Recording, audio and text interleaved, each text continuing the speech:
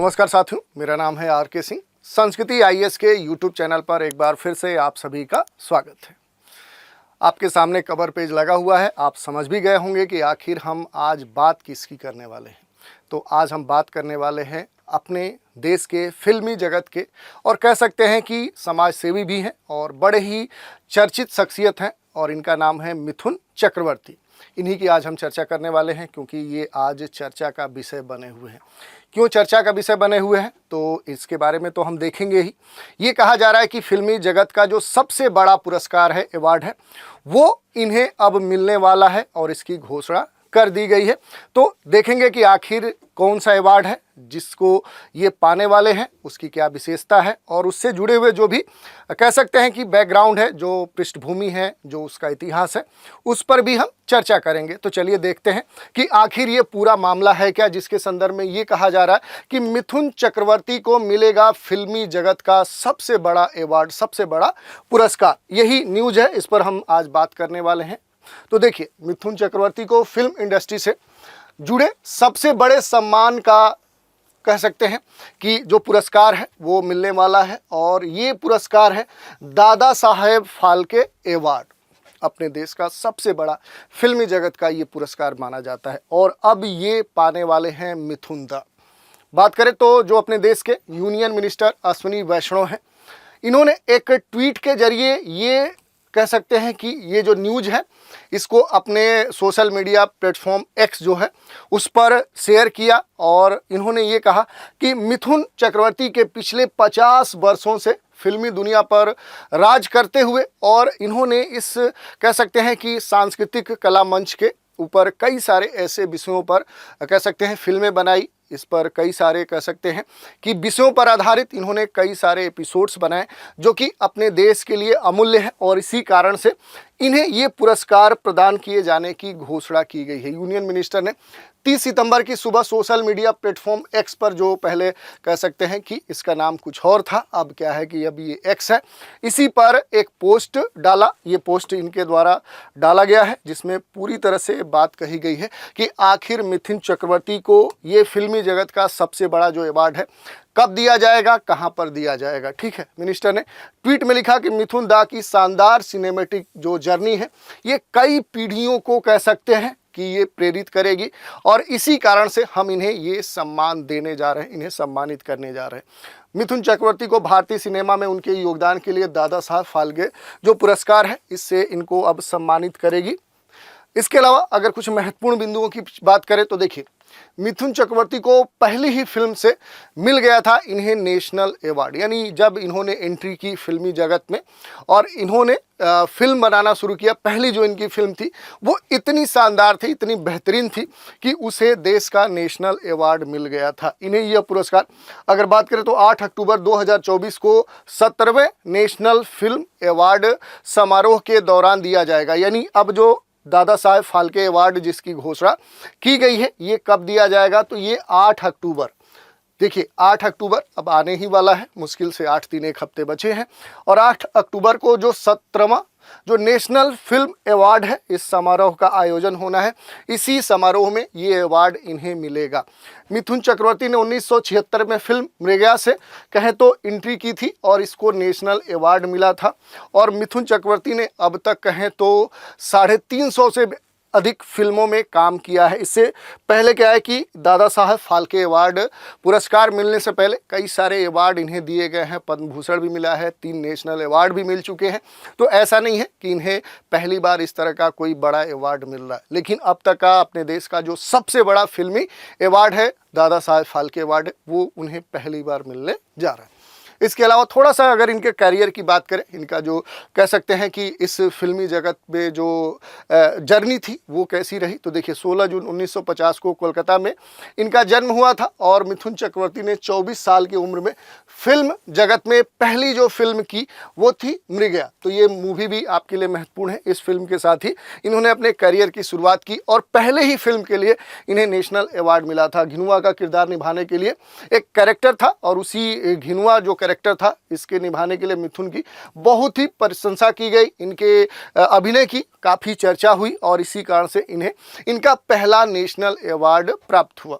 उन्होंने सफलता का रस फिल्मों कह सकते हैं डिस्को डांस से चखा और वो सिनेमा में कह सकते हैं कि इसी नाम से पहचाने जाने लगे। इनका जो खास तरह का एक नाच था, कह सकते हैं नृत्य था, डांस था, उस कारण से इनको फिल्मी जगत में खास तौर पे प्रशंसा मिली या चर्चा मिली। इसके अलावा वो भारत सरकार के द्वारा पद्म भूषण से भी पुरस्कृत किए जा चुके हैं। इसके अलावा पहले अगर बात करें कि सिनेमा में जब ये आए थे तो इनके रंग को लेकर काफ़ी टिप्पणी की गई। इनका जो कलर था वो सांवला था और इस कारण से इन्हें फिल्में जल्दी नहीं मिल रही थी। ये कहा जा रहा था कि ये सांवले रंग के कारण ये अच्छा परफॉर्म नहीं करेंगे, इनको लोग पसंद नहीं करेंगे, इनकी जो एक्टिंग है उसके सामने इनका कलर जो है वो कह सकते हैं एक बैरियर का काम करेगा। लेकिन इस पूरी जो कह सकते हैं पूर्व धारणा थी, इसे इन्होंने पूरी तरह से गलत साबित किया और पहले फिल्म में ही मृगा में इन्होंने इस तरह का बेहतरीन प्रदर्शन किया कि इसको नेशनल अवार्ड मिला। और इनका जो अभिनय था मृगा में, खास तरह का जो इन्होंने कैरेक्टर प्ले किया था वो बड़ा ही बेहतरीन था। आप जाकर देख भी सकते हैं, ये बड़ा ही अच्छा कह सकते हैं कि इनका एक रोल था और उस समय आप इनको याद कर सकते हैं, इन्हें कह सकते हैं कि अपने तरफ से पुरस्कृत कर सकते हैं। इस फिल्म के लिए उन्हें बेस्ट एक्टर का राष्ट्रीय फिल्म पुरस्कार मिला था। किसी भी अभिनेता के लिए यह बड़ी उपलब्धि होनी चाहिए क्योंकि पहली फिल्म के लिए इस तरह का नेशनल अवार्ड मिलना। लेकिन बाद में क्या है कि जब इनके ऊपर कई सारे कह सकते हैं टिप्पणियां की गई, इनका कलर अच्छा नहीं है, कलर फेड है, सांवला है, ये दुबले पतले दिखते हैं, इनका रूप रंग नैन नक्श जो है वो एक एक्टर की तरह नहीं है। लेकिन इन्होंने अपने अभिनय से इन सारी पूर्वधारणाओं को गलत साबित किया। अब हम बात कर लेते हैं जिस अवार्ड की चर्चा हो रही है, जो अवार्ड इन्हें मिलने वाला है, तो वो अवार्ड आपके लिए बड़ा ही महत्वपूर्ण हो जाता है। ये अवार्ड है दादा साहब फाल्के पुरस्कार। भारत सरकार ने वर्ष 1969 में भारतीय सिनेमा के जो जनक कहे जाने वाले जो दादा साहब फाल्के थे, उन्हीं की कह सकते हैं कि स्मृति में उनको याद करने के लिए, उन्हें सम्मान देने के लिए ये जो पुरस्कार है इसका गठन किया, जिसका नाम है दादा साहब फाल्के पुरस्कार। इसकी शुरुआत की थी भारतीय सिनेमा में उनके जो विकास में योगदान था दादा साहब फाल्के का, और इसी कारण से फिल्मी हस्तियों को सम्मानित करने के उद्देश्य से भारत सरकार के द्वारा ये पुरस्कार कह सकते हैं कि इस पुरस्कार की शुभारंभ की गई। तो ये हमने इसका बैकग्राउंड देखा। इसके अलावा अगर देखें तो इस पुरस्कार को पहली जो पाने वाली विजेता थी वो थी देविका रानी। यह पुरस्कार भारतीय सिनेमा के विकास और समृद्धि में उत्कृष्ट योगदान देने के लिए दिया जाता है और इसी के लिए मिथुन दा को ये पुरस्कार दिया जा रहा है क्योंकि उन्होंने भारतीय सिनेमा में खास तरह का एक अहम कह सकते हैं कि योगदान दिया है और इसके विकास में एक महत्वपूर्ण भूमिका निभाई है, आज भी निभा रहे हैं और ये आगे भी हम आशा करेंगे कि वो हमारा मनोरंजन करें और इस सिनेमा जगत को एक अलग ऊंचाई पे पहुंचाने में मदद करें कि आने वाले समय में हमारे देश के जो अभिनेता हैं, जो फिल्में हैं, वो वैश्विक जगत पे जैसे आईफा आगे बढ़कर क्या है कि ये कहा जाए कि ऑस्कर अवार्ड तक पहुँचे।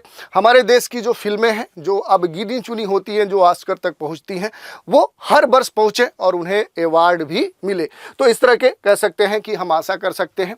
और भारतीय सिनेमा में एक कलाकार के लिए ये जो दादा साहब फाल्के पुरस्कार है, ये सबसे सर्वोच्च पुरस्कार होता है। यह फिल्म समारोह निदेशालय, सूचना और जो प्रसारण मंत्रालय है उसके द्वारा स्थापित एक संगठन है।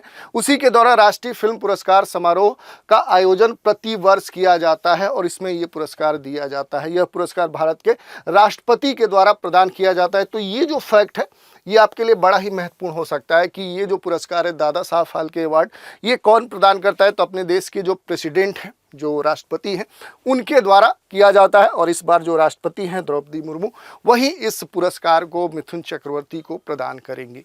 अब थोड़ा सा देख लेते हैं इसके महत्व की, इसकी मान्यता की।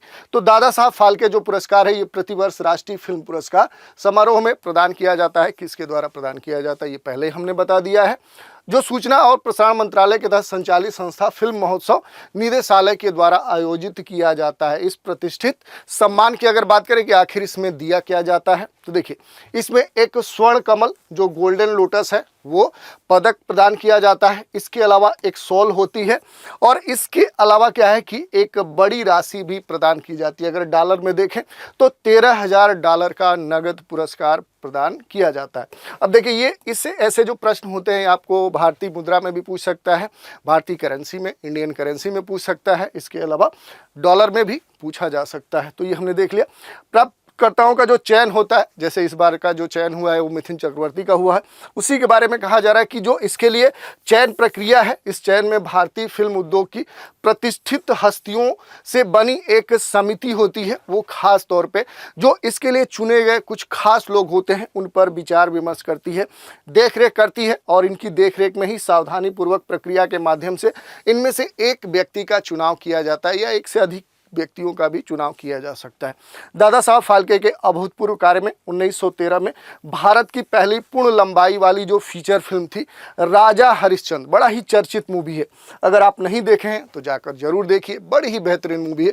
आप देखेंगे तो आप समझेंगे कि आखिर भारत में जो फिल्मी जगत है, जो भारतीय सिनेमा है, वो कहाँ से कहाँ पहुँचा है। उसने एक लंबी दूरी तय की है और इस दूरी को तय करने में आप देखेंगे कि बहुत सारे बैरियर आए हैं, बहुत सारे कह सकते हैं कि परिवर्तन आपको देखने को मिलेंगे। उस समय का जो सिनेमा था, जो प्रारंभिक समय में हुआ था, जिसको दादा साहब फाल्के जो थे उन्होंने प्रारंभ किया था, और वहाँ से चलते चलते आज जिस स्थान पे पहुंचा है, उसके बारे में अंतर को भी आप समझ सकते हैं। तो ये हमने देख लिया। इसके अलावा अगर बात करें तो अभी तक दादा साहब फाल्के जो पुरस्कार है, इसके जो विजेताओं की सूची है वो 1969 से 2023 के बीच में जो सूची है, इसको आप देख सकते हैं।